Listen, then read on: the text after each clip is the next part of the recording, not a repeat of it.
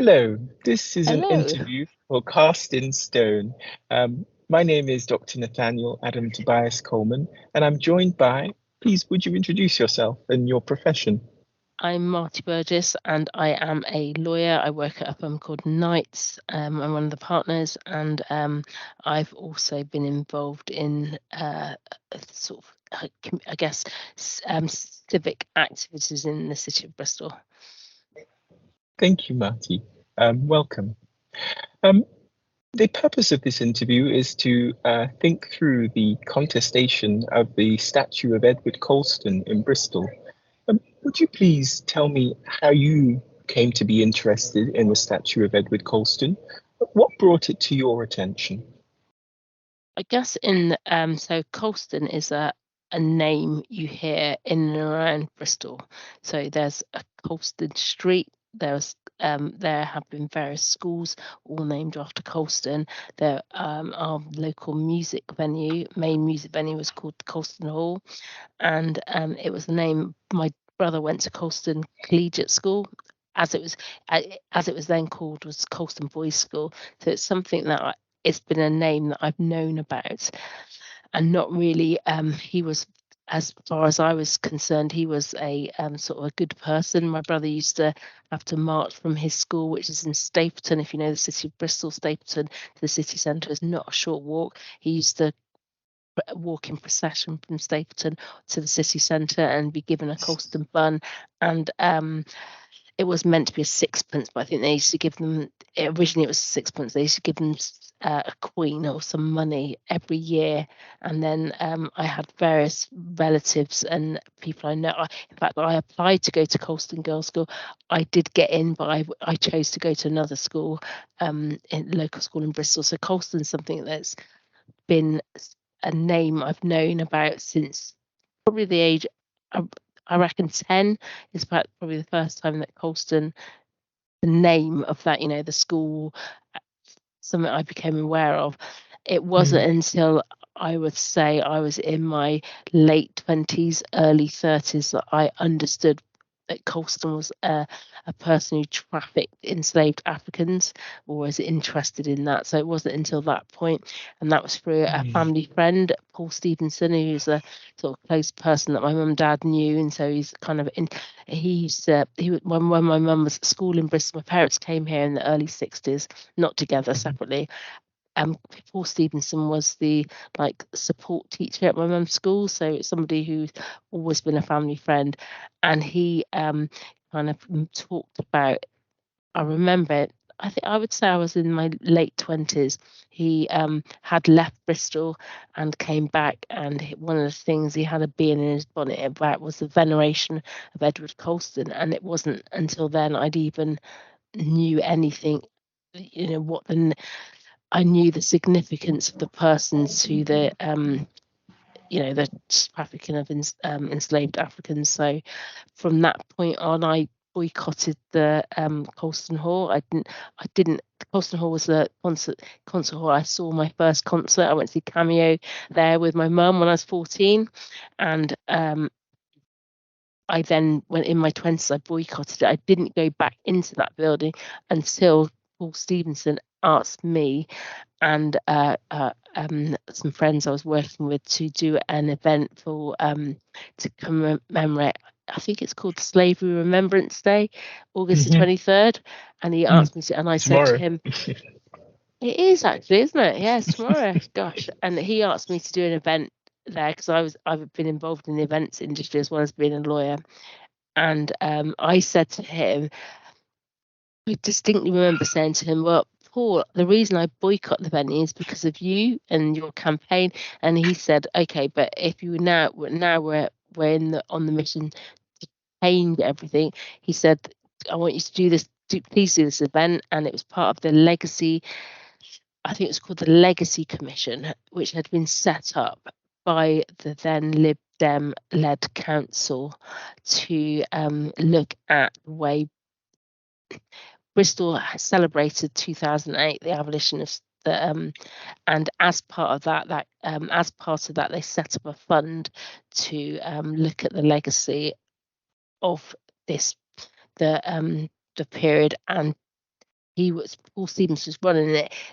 He had the funding to do this event to commemorate the 23rd of August.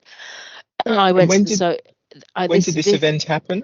I think it's probably 2010. So that what happened was Bristol celebrated the abolition of the slave trade and celebrated it through a very white lens, and a lot of people complained. And in fact, I was invited. I went to an event as part of that at the cathedral, and I had to walk past people I knew who were protesting the white lens of and kind of it makes you think. I felt bad going, but I went anyway because a friend of mine, Marvin Rees, who's now our mayor, was speaking, and I went, and actually Marvin gave a very nuanced talk.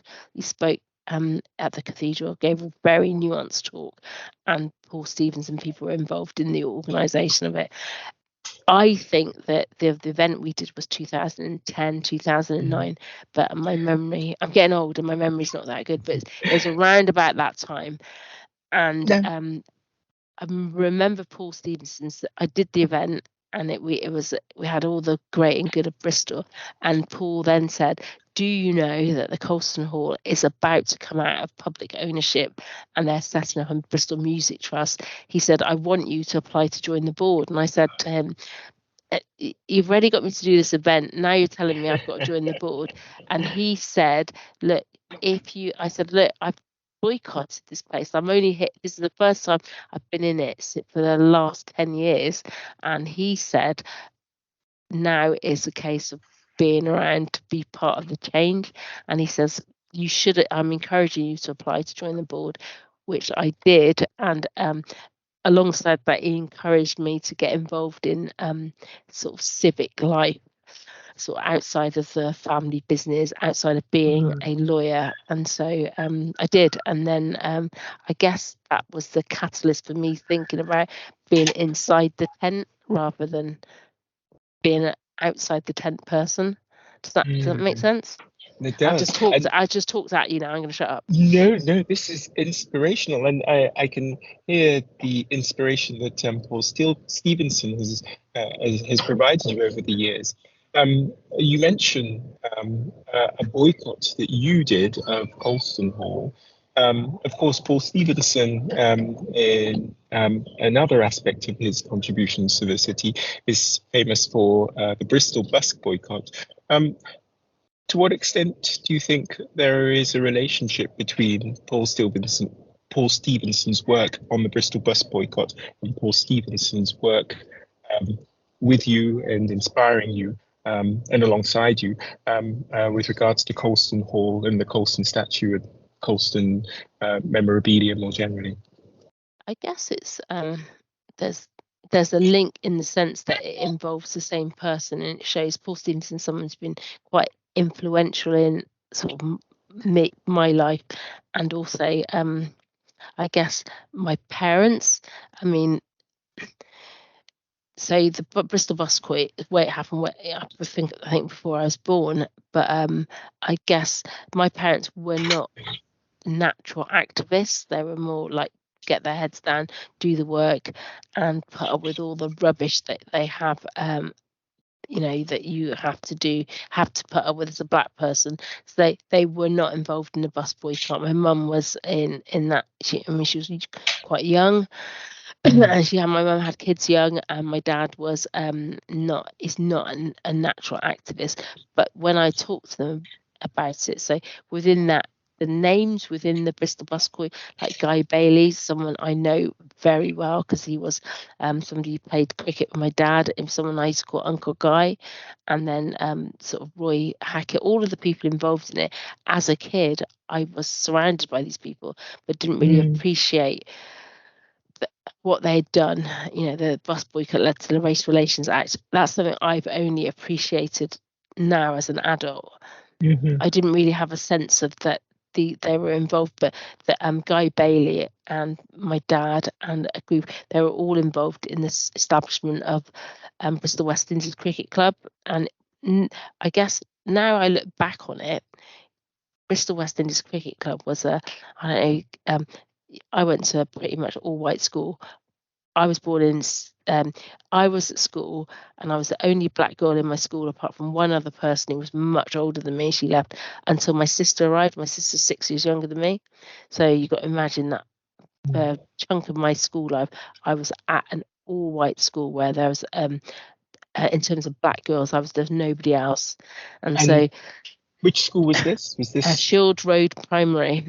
okay? Is a school in an area called Filton in Bristol. So my cultural sort of I don't know where Bristol West Indies Cricket Club, we used to go every Saturday pretty much, or it was either Saturday or Sunday. They would play cricket, sometimes both days, and that's where I played with other black kids. And so Guy Bailey was instrumental in the foundation of that cricket club, as was my dad. And so you look at the bus boycott, and then the cricket club have probably found similar times. There are probably the black community in Bristol deciding we need to sort shit out for ourselves. And so as a kid, I only ever appreciated that every Saturday I would spend playing with other black kids because we were playing cricket, and we would go to these other teams where they were not, they weren't, we're the only, there's another black team now, but there was only one black team at the time. Now, you mentioned... No, I'm just saying that it was kind of it's only now as an adult you look back and you think you appreciate that. You don't appreciate it at the time, but you just think that's normal life. I spend my Monday to Friday in an all white space, and then like the weekend I spend in a black space because of this cricket club. And the cricket club, no doubt, was founded out of the same sentiments of the people who did the bus boycott, because they wanted to just create a sense of we are here and we're here to stay, but this is us and this is what we do. I don't know if that all connects too. Does that answer? I don't know if that answers your question. I think it does. And when did Paul Stevenson begin his work thinking about the statue?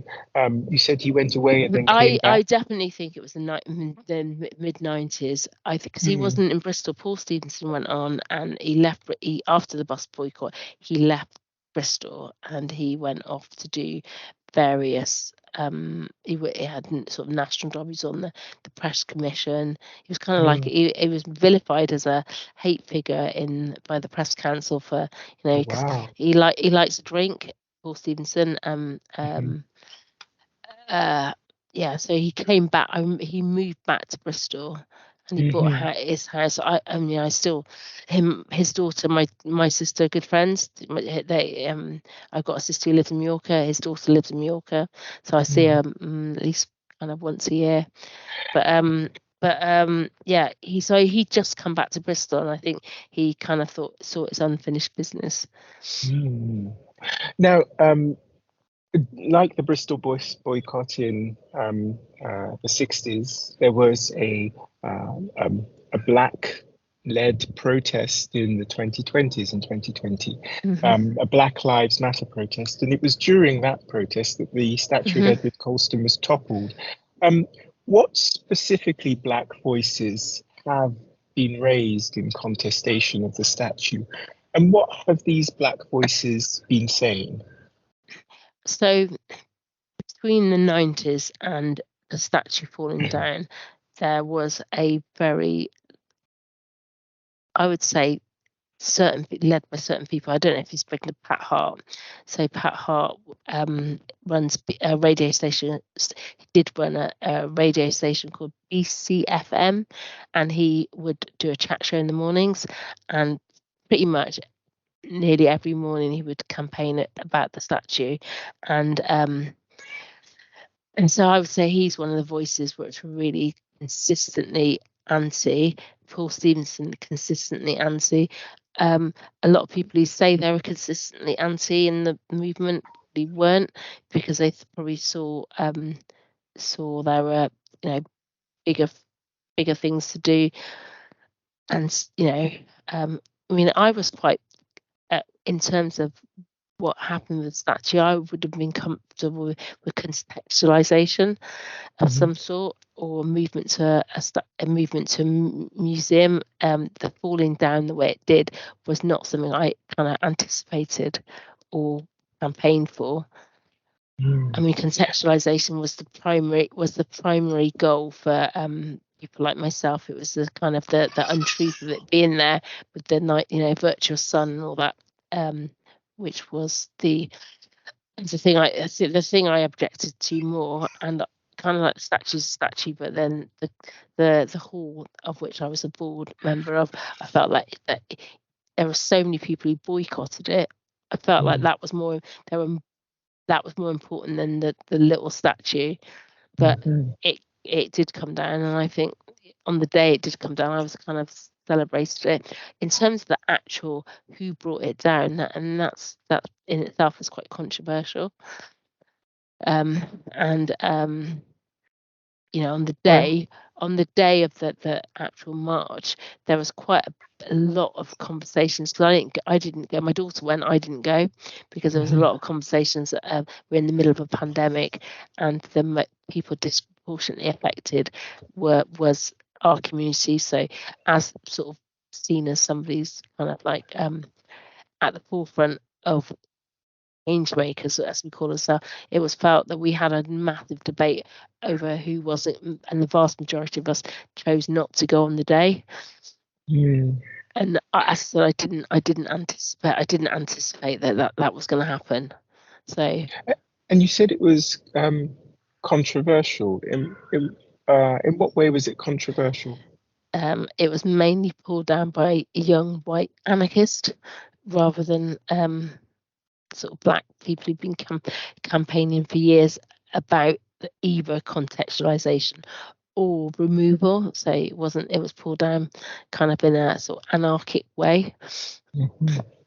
So you mentioned that Pat Hart and Paul Stevenson were anti. I guess that means removal, or does it they were just mean removal? But I think they were more the overarching. Why is our city?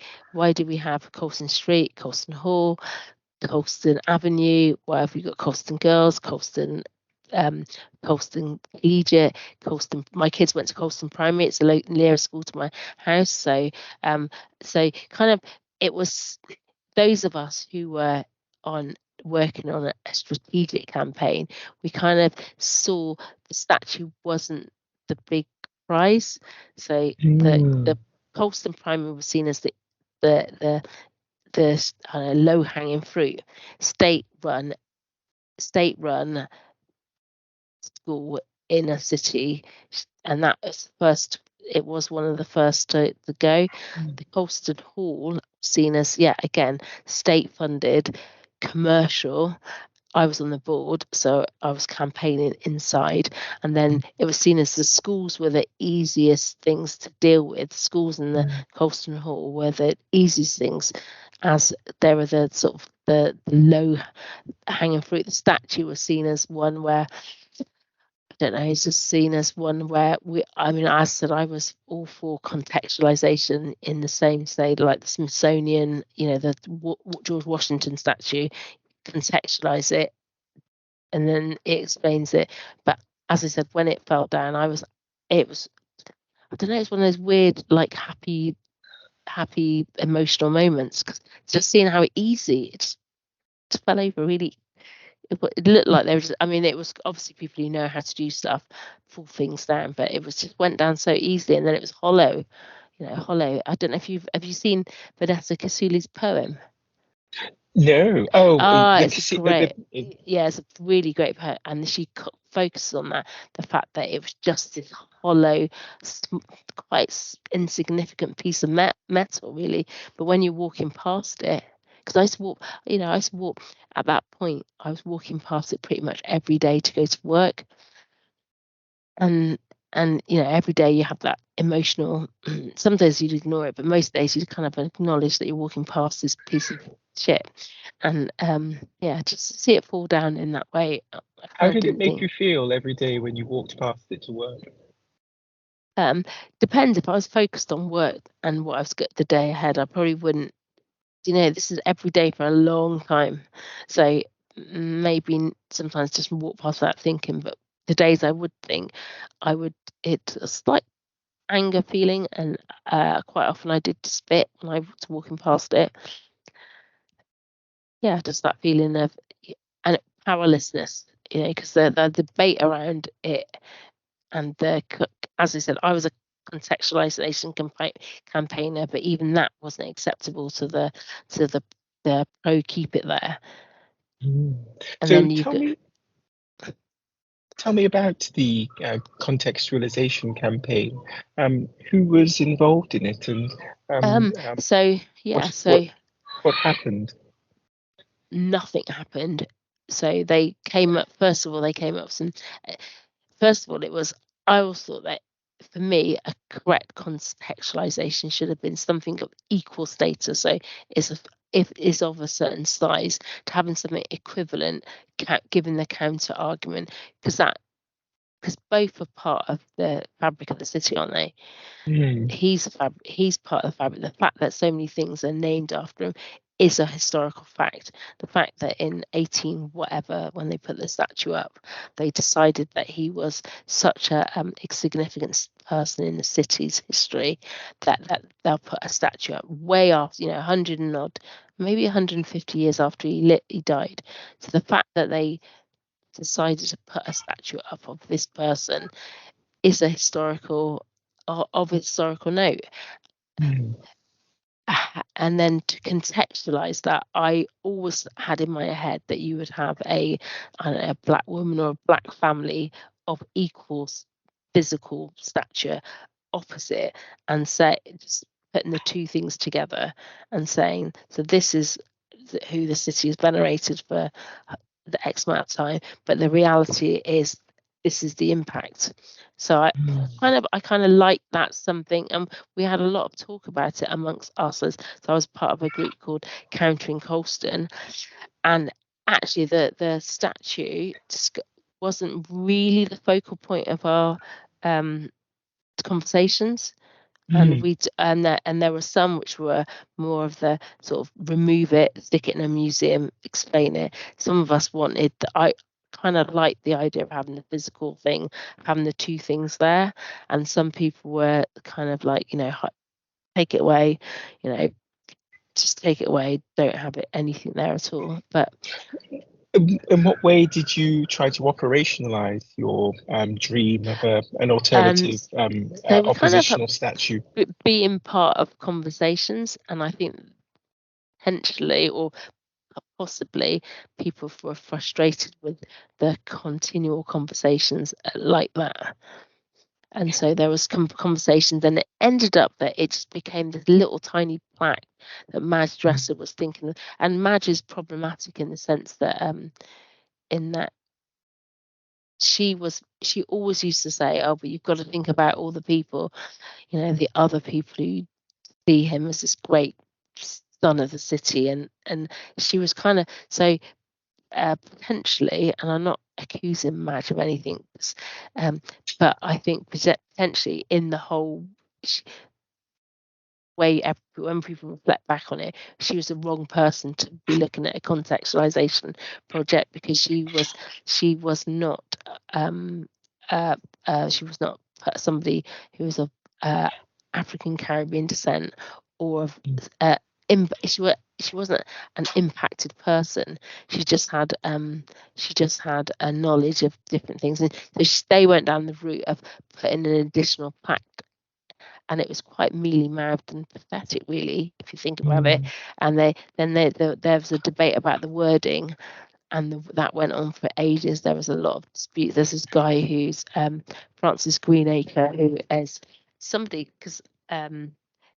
who I know now, but I didn't know at the time. He's a merchant venturer, and he was really opposed. He kept objecting to the wording that was proposed on the basis he didn't think it was historic. What was being proposed was historically accurate, because his argument is that Colston is a very small cog in a big machine of the enslavement people, which is kind of irrelevant in the context. You've got Colston Street, Colston Avenue, you've got Colston Hall, you had all these things. So him saying that may be factually correct, that it was a small cog and there was lots of people involved. However, he's the person the city chose to venerate. So you can't have it both ways. You can't say he's a small cog, but then have to live with his, the massive tower which he walked past is now called Beacon Tower. It had Colston Tower on it. So I just think I don't like the Francis Greenacre argument. It may be that he's a small cog in the grand machine of the enslavement of African people, but he's not the small cog that Bristol recognised. So you mentioned a debate around the proposals for contextualization, and that there are a number of participants in this debate. And you mentioned the merchant venturers and one particular merchant venturer as well. I understand that you are now a merchant venturer. What has been the role of the merchant venturers in the life of the statue, including its recent contestation? It's disputed facts, isn't it? And I'm not here to defend merchant venturers or to so someone like Francis Greenacre is an individual merchant venturer who decided to become one of the defenders of the Colston legacy. Are they all defenders? There's quite a lot of defenders there. There's a lot of non-defenders and a lot of people who sit on the fence. I would say the theory that they are the sort of secret cog behind keeping it all, the secret the people who controlling the puppet master. I haven't seen that myself, and jury's still out. I've been a merchant venturer now for nearly 2 years. I think it's nearly 2 years. When did this actually come down? Remind me, 2020? 2020. Yeah, I was so over 3 years. I haven't seen that the all-powerful secret puppet master.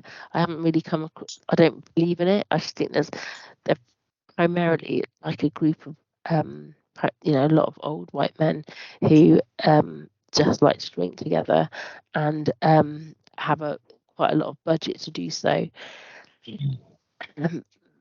But I'm not going to be roped into defending it because somebody might find evidence that counters my theory that they're not controlling anything. And as a member, I haven't seen any controlling. I've seen people who are interested in the city, some from a positive perspective and some from a negative perspective.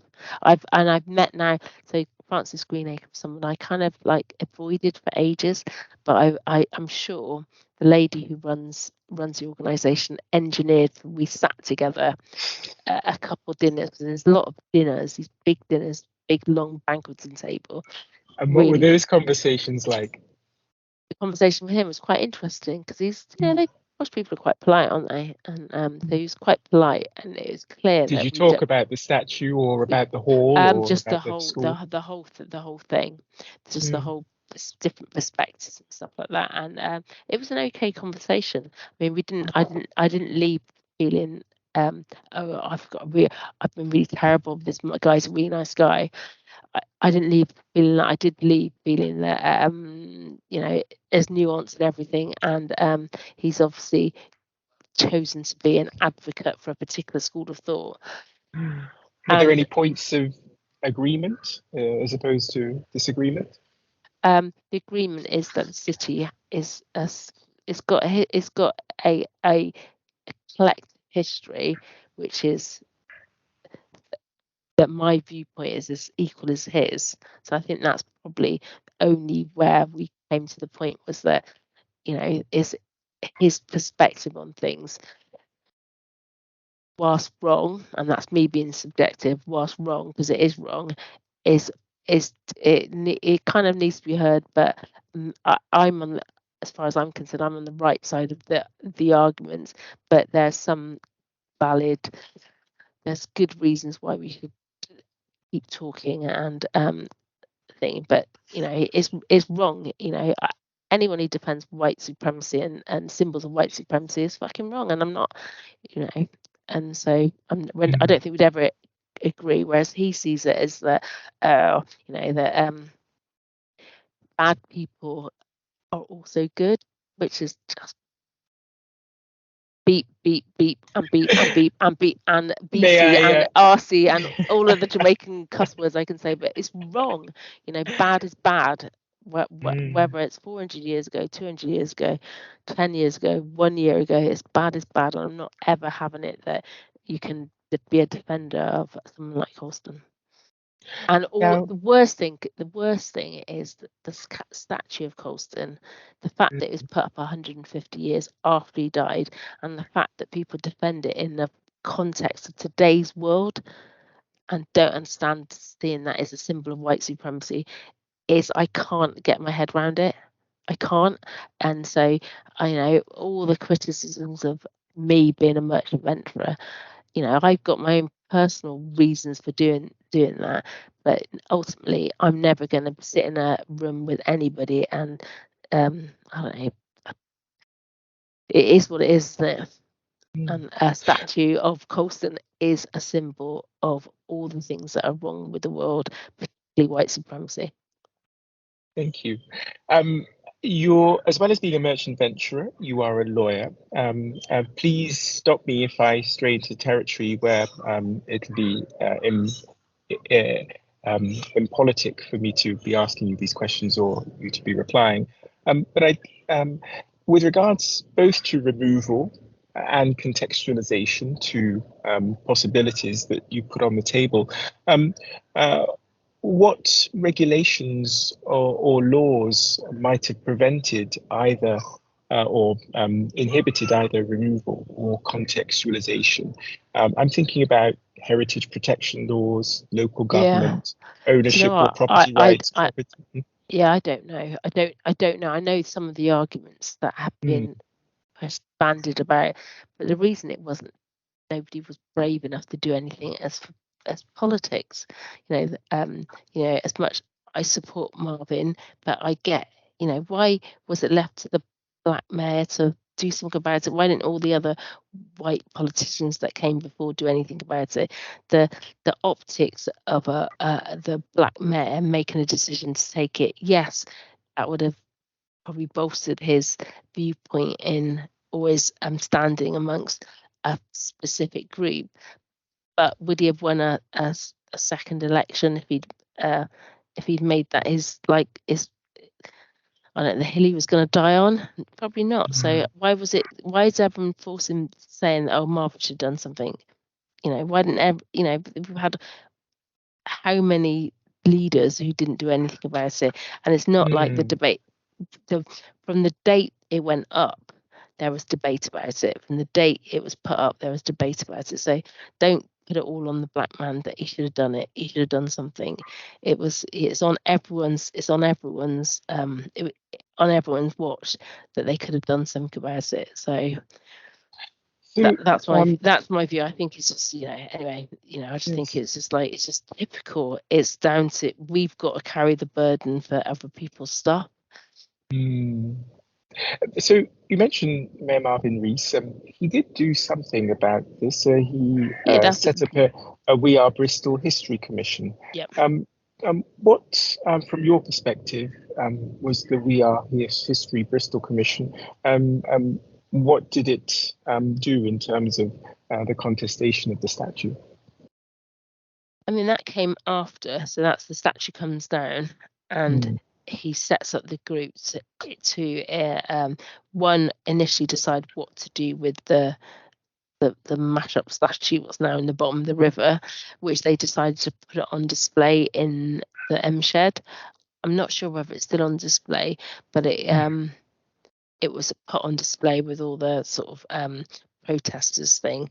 So to some extent it's contextualized in the sense that statue up, statue pull down, this is the beginning and the end kind of thing. The We Are History group, I think, was set up.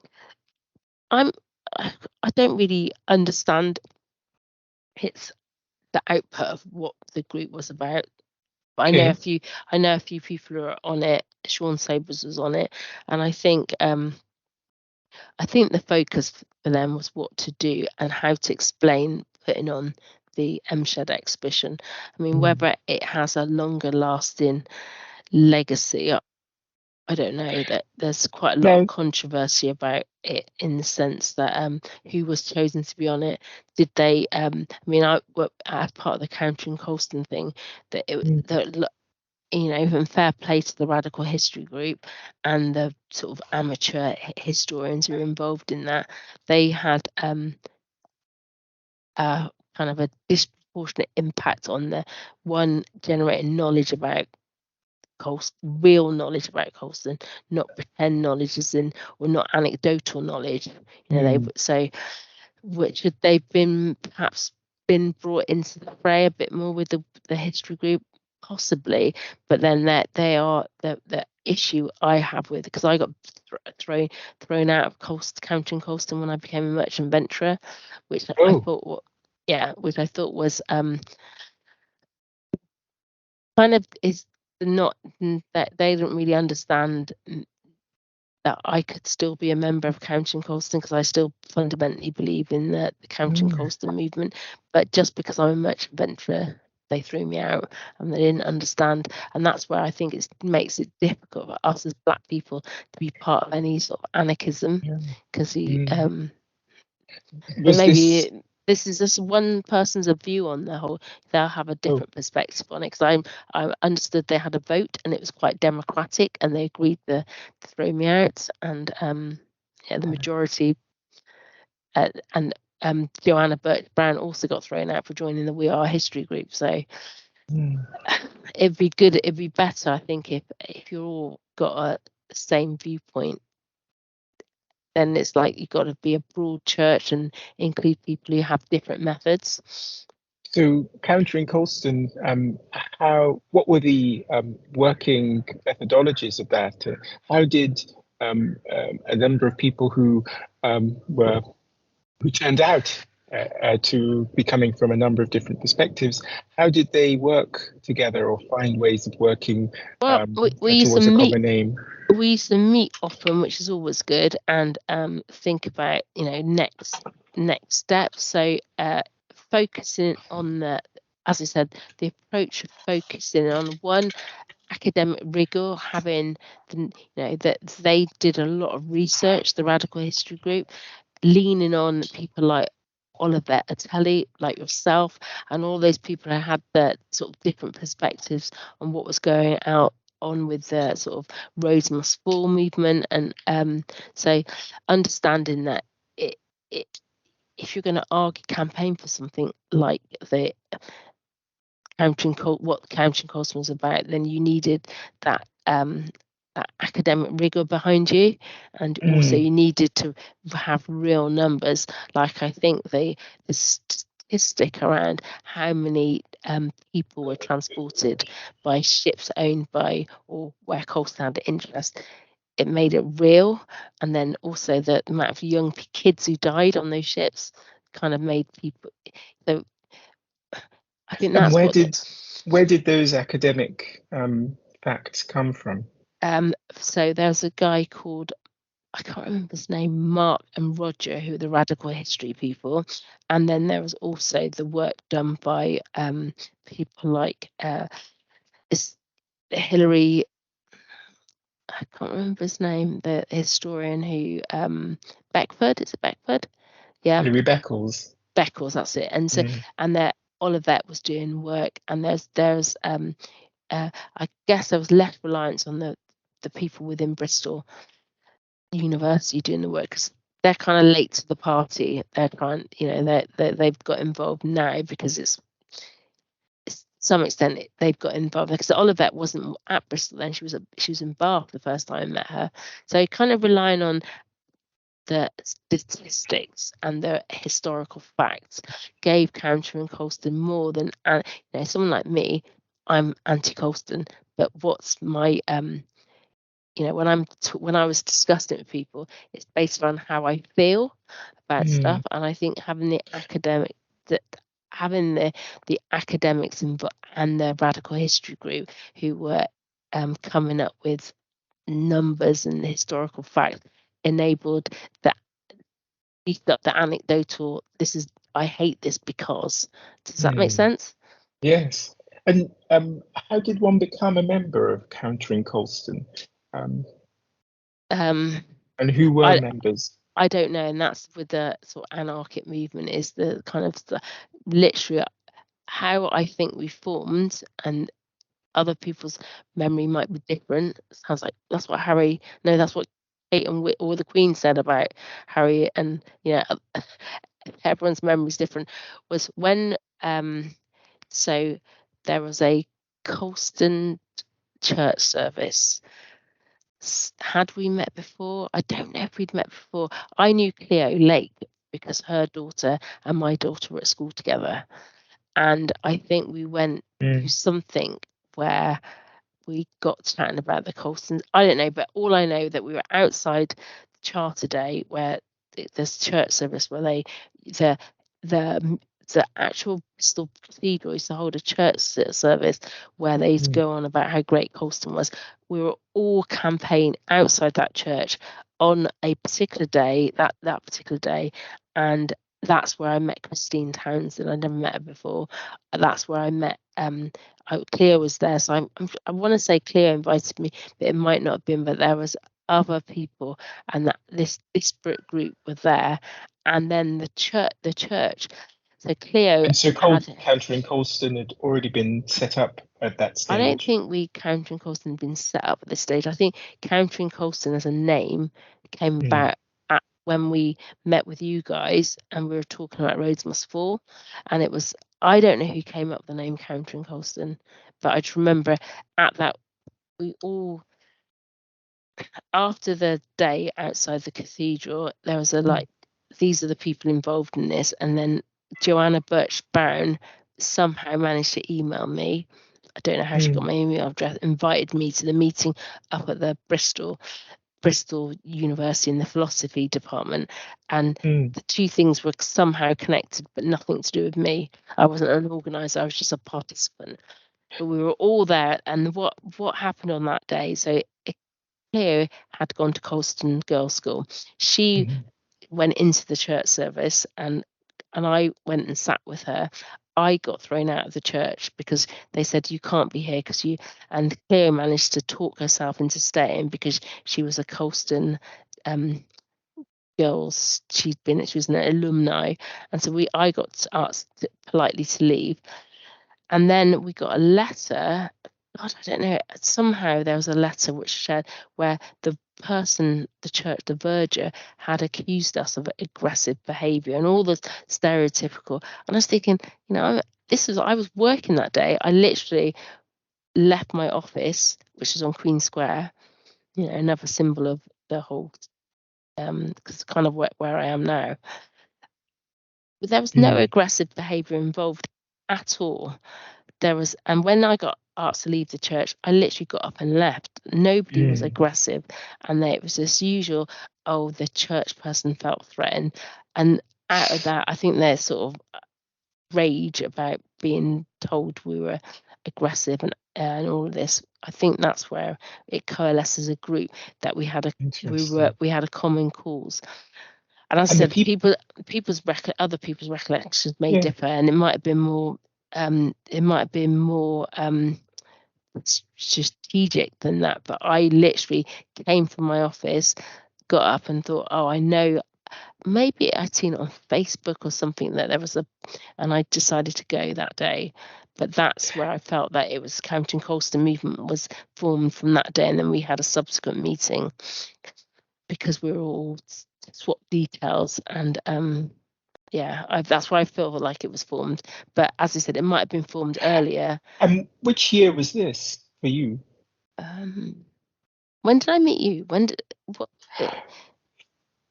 Sorry, I hesitate to say because I'm not quite sure, but well, okay, then let's talk about our meeting. Yeah, so that meeting, you've mentioned our meeting. What role did our meeting play in I think the Countering name, Colston? I think that's where the name County and Colston came from, but it wasn't me. I'm not going to claim it. It wasn't me. I think that because Rose Must Fall is catchy, I think it came from that meeting. I want to say that it was you or one of the other outside parties came up with that. And so do you remember? Was it you who came up with the name County and Colston? Well, tell me about the meeting that So I we sat attended there. with. I went there kind of open, with an open heart, open to everything, just knowing that bloody hell, this feels like this, because by then I'm sitting on the board of the Colston Hall and telling them that that the reason I'm joined this board is to be part of the name change from the outset, my very first board meeting. So I felt like that if you kind of I was saying that in these board meetings, but not really knowing how to go about it and how to force it, because that the then chair, who is has really come round. He's not a board member. He's not on the board at the moment. But the then chair, he was petrified of what he saw as how would the Bristol Post react to that? Bristol Post, our local newspaper. How would the people who read the readership Bristol Post react to us as a concert hall saying we're going to change the name? And so kind of felt like okay, me on my own sitting on this board isn't going to change anything. I knew at that point there was a couple of board members who were very sympathetic to the cause, other people who didn't really get it. Louise, the CEO who was appointed, she came from Glasgow. She didn't really get it. But by this point of the County and Colston, she had told me she did get it, because she went on Pat Hart's radio show and said to me that that the people who phoned in and Pat's question, she said, I get what you've been saying now, but how do we go about it? I didn't really know. And so really joining the County and Colston movement, or joining up with this collective of disparate people who were all campaigning for the same thing, I personally thought would be helpful to help me argue the position with the board I joined. So that's why I went along. It was really that it was to I don't know, like-minded people, and I was particularly interested in the fact it was at university, because I'm a stats-driven, facts and stats person, and I went, I'm a lawyer. I know to argue anything, you've either got to rely on legislation or you've got to rely on case law, and so kind of like putting that in the context of what we were doing, I need more than just me saying it makes me feel really angry. So that's why I went a lot. That's why it was kind of like, I always think that you should, if something's kind of in the right direction, just explore it until where you don't know where you're going to end up. And I knew Cleo from school. Our kids were at school together, so I knew she felt as strongly as I did. I don't think I knew anybody else on that day when we went to that meeting. I think I only knew Cleo. I'd met Christine Townsend outside the church.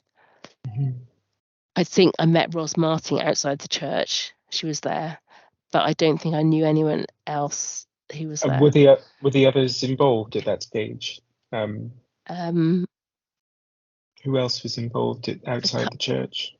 Outside the church, that was the only people I remember being outside. Christine Townsend, I remember her being outside the church. Ros, I remember her being outside the church, and Cleo outside the church. And then we had the meeting at the university, and I definitely think one happened before the church meeting, happened before the meeting at the university. You might actually fact check that, and it might have been the other way around. Who was at the meeting at the university? Olivette was there, because that's the first time I met Olivette, and I speak to Olivette all the time now. We've got a little WhatsApp group going with, and so I keep in contact with her. So Olivette was there. The My Curriculum is So White group from Bristol Uni were there, and that was they were students. They were students. They were there, and then Joanna Birch-Brown was there. Do you remember their names? Bloody no, but ask Joanna Birch-Brown. I'm sure she would. Yes. I'm sure she would know. Joanna Birch-Brown was there, and you were there. because I think we'd engaged on Twitter. I'm sure that's how I engaged. I think it was Twitter. Because I'd never met Oliver. I definitely didn't start following Oliver on Twitter until after that meeting, and then I just felt, I don't know, it felt like we were. Well, was Hilary Beckles there? Maybe he wasn't. I'm not sure. I just think there was somebody else there who was really powerful in speaking, and then hearing the story about from the how the hearing the voices of the sort of my curriculum is so white group really resonated with me, and kind of really crystallized shit. We have to do something, and outside of this there's a whole campaign, there's stuff going on, black students coming to Bristol and hating it as a city. So I don't know if there was a whole other thing called Bristol is a New Black movement, and so it kind of, if you look at this in isolation, there was other things going on in the city which were kind of forcing the Colston, forcing it as a symbol of the city. It was like Now, I'm aware that we've gone over by 4 minutes, and I wish to keep to time. Could I take a few more minutes to ask you one or two more questions, and then invite you to tell me anything that you wish to say that hasn't been invited by a question. So you mentioned Roads Must Fall in Oxford. What relationship did Roads Must Fall in Oxford have? It wasn't just in Oxford; it was internationally. Because Roads Must Fall was an international movement, and it was really just finding inspiration in what was going on. In that they were, so the Roads Must Fall in Oxford is pretty much, they haven't pulled it down, have they? So that was it was really just taking inspiration from the roads. The roads must fall across from an international perspective. How did it inspire people in Bristol? The Roads Must Fall was a really catchy. It's really easy to understand, isn't it? Roads Must Fall, and that's, I think, the counter in Colston was catchy, in the sense that it kind of, and it was it's just something to get behind. And it didn't matter that everyone was disparate at that time. It didn't matter that everyone was disparate, and in fact, Wolfstan, the book that was written by the Radical History Group, I think that's the sort of fallout of certain of us being seen as joining the establishment. They're changing the name of the Colston Hall. They recognise in the book how everybody played their part in that bit, but I think that I just think it was just we all, because I wrote using the stuff written by the academics. I wrote when the vote came, because it eventually went to vote. So when Colston Hall started to try and raise the money to do the refurbishment, Louise really pressured the board, because she was saying it's now every interview she does, the most important, the first question people ask her is about the name rather than the raising of the funds. So she got to the point where actually I think the name must change, and she got it to put it to, given that she'd said after the Pat Hart interview, she knew she just had to convince the rest of the board and it got put to vote. And I did I think a very good letter. And when I say I didn't really do it. It was working with the rest of the counter in Colston, but because I wasn't there, because I was on holiday, that I put a letter in, and that in the Wolfstan it was recognised as the persuader. And even Henry, who was so petrified of the Bristol Post readers, he voted it was a unanimous vote to vote to change the name. To that letter, I would say, thanks to the letter, and also thanks to the Countering Colston movement.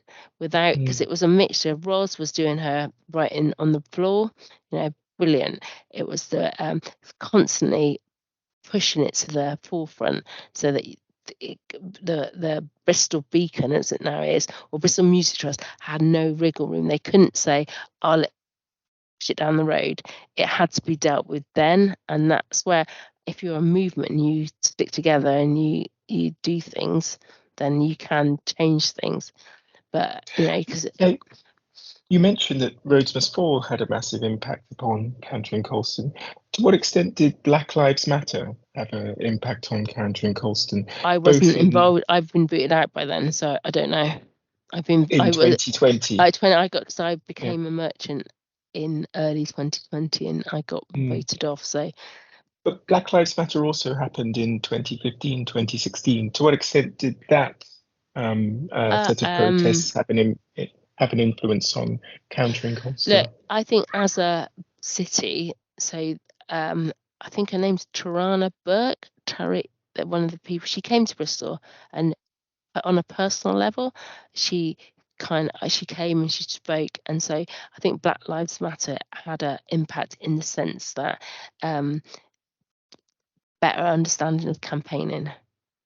People understood that how campaigns that have been successful in profile raising.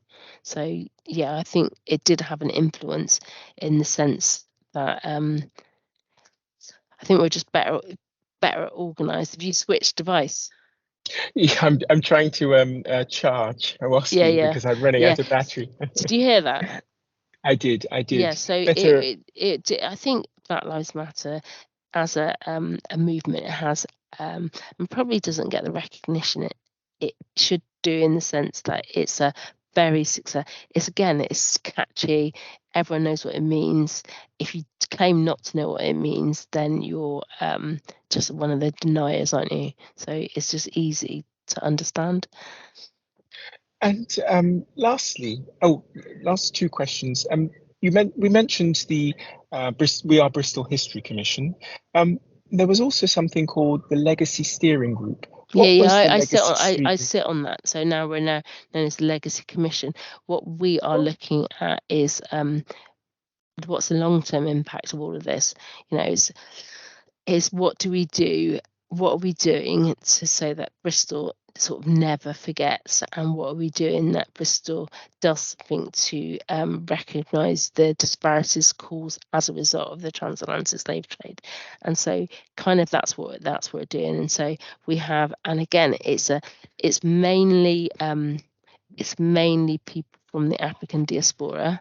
There's a big chunk of us who are of Caribbean background, so we're directly impacted by, but there's also people who are there is some involvement of the people who were the causes of, and there's also other African people who are maybe not as directly impacted, but racialization impacts everyone from the and what we're looking at is long-term.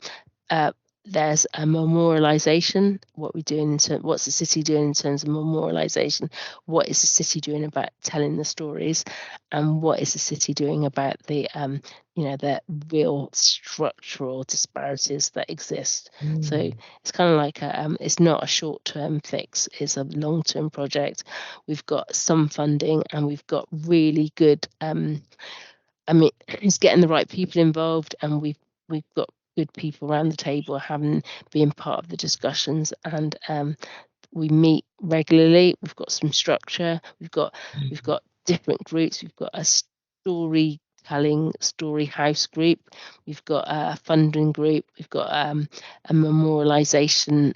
What is it? The thing going to be group, and then we've got long-term big blue sky thinking group talking about all sorts of things as like black centers of excellence and stuff. So yeah. And how did the Legacy Steering Group come about, and what was the relationship between the Legacy Steering Group and the We Are Bristol History Commission?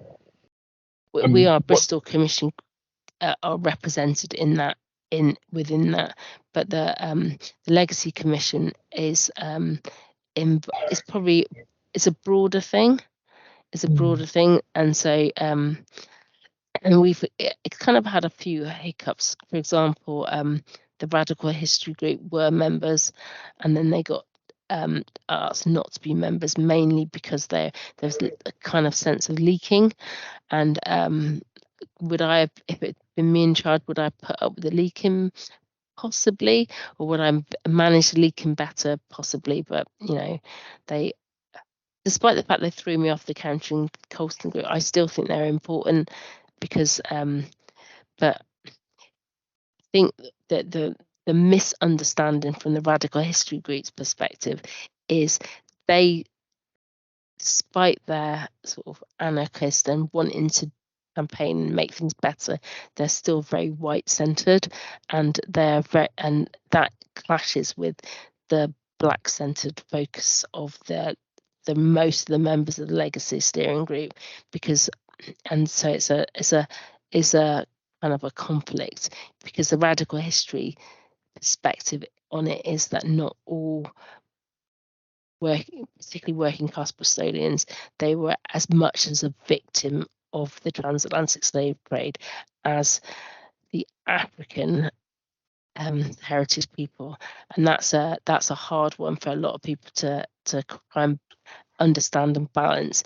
And I can see it from both perspectives, and I think there's maybe more work should have gone in to try to understand the nuance of those different perspectives, but either side is not, it's a natural conflict. It's a natural conflict, and so Bristol hasn't really resolved how do you make sure both of those voices are in the same church without black people going, why are you trying to make it about you when actually we're the victims, and them going, but you weren't the only victims, we were also victims. And it's kind of hard. And that you say that the Bristol Radical History and the We Are Bristol History Commission were both represented on the the We legacy Are steering. History are still represented to the extent that I don't think that as a commission that's still in place, but Sean Sobers, for example, is part of that group. He is part of the legacy steering group, and Olivette, who was part of it, is involved. And on the periphery of what we're doing, very much periphery of what we're doing, is people like David Olusogun, which but he's very much on the periphery, but he's there as a resource to be I don't know, what do you call when you engage it, as and when appropriate. So, and each of the commission and the steering group have produced a report, the commission's final report and the report of Project Truth. What's the relationship between these two reports? I'm not really clear on the We Are History stuff. So I think the We Are History stuff is really Bristol City. This is our story. How do we tell it, and what do we do about it? Whereas the Project Truth was very much we're going out to listen to the perspectives and viewpoints of people of African heritage, and get the reason Project Truth came about was there were really strong voices in the room saying you can't do anything in terms of memorialization, telling the story, without ensuring that we really dug deep and understood what do people who are most impacted, like African heritage people, think about any plans. And interestingly, the report, yes, people said they want a place of reflection, they want a place where they can hear the story, but people's real point of perspective is we've got to deal with the disparities, the structural disparities in education, housing. All of those things are more important, and that's where the conflict with the statue and the pulling it down comes in, because very much people said it, is that, do we think racism and structural racism and everything is going to be better just because the statue fell down? Absolutely 100% not. So it's like the statue to some extent has become a symbol of the ending of the story when it isn't really. Does that make sense? So the death of the statue is not the death of racism in Bristol or white supremacy in Bristol? Absolutely. I am aware that we're very much running over time. Could I just ask you one last question? This is fascinating. You mentioned that we began by talking about Black Lives Matter protests being where the statue was toppled and Black voices being raised in those protests. You've mentioned that the Project Truth, as part of the Legacy Steering Group, has sought to amplify the voices of people racialized as Black in Bristol. It's also the case that the We Are Bristol History Commission conducted a survey and asked people's opinion, 14,000 people, including some people racialized as Black. Thinking about BLM, thinking about Project Truth, thinking about We Are Bristol, to what extent have Black voices raised in contestation of the statue of Edward Colston been heard in any of these three areas or any other area? And to what extent have they been listened to? In terms, I really am gonna, I know this sounds bad, I really have not read the We Are History report, so I don't really know what the outputs of it was. I took the We Are History perspective as everyone's voices need to be heard, and so they listened to everybody. And I thought that just in my perspective, this whole discussion, maybe some people ought to shut up. And so I took the We Are History thing was as a sop to certain people who kind of felt bad about the statue falling down. So I kind of have not, it's not been, I really don't know anything about what the output of that whole process was. Whereas I know the Project Truth, we spent a lot of time. And when I say we, I didn't do any of the work, but I know I was part of the whole process around how do we make sure that Black African voices are heard. And I think we did a lot. There was a lot of repeat meetings, and this is partly during the pandemic and post it. And I feel pretty confident the way the meetings, I mean, we had a recent meeting with Gary Young and Olivet, and just the people in the room are not just the people that are always these things like myself and the same old faces. These are people off the streets, you know, down and dirty people came along and made themselves heard. So I feel confident that Project Truth is a moment in time. This is what Black people think in Bristol. So I feel confident that's and I really the We Are History stuff, I just have not really, I've kind of parked it as that is the what everyone else thinks, but I don't give a crap about what they think, in the sense that it's most important what we think and what we want. And also in terms of what we do, we're not relying on we are not looking at the city to do it. It's going to be done by us, whatever happens. So we're not dependent on the city for whatever the outputs we're trying to achieve. We're doing, we're making connections on an international basis around Bristol's story and making sure that we are represented in the story. So, Marti Burgess, thank you very much for sharing with me your perspective on the statue of Edward Colston. It's okay. I And I said appreciate my perspective is just my perspective. As I said, you need to check some of the facts because I remember things where I remember it. So like that's particularly that date thing. I don't know whether the meeting at the museum at the university happened before we met. I don't think it did, but I might be wrong. I'd be great. I actually be fascinated to find out which happened first. So I'll stop the recording at this point. Yeah, okay.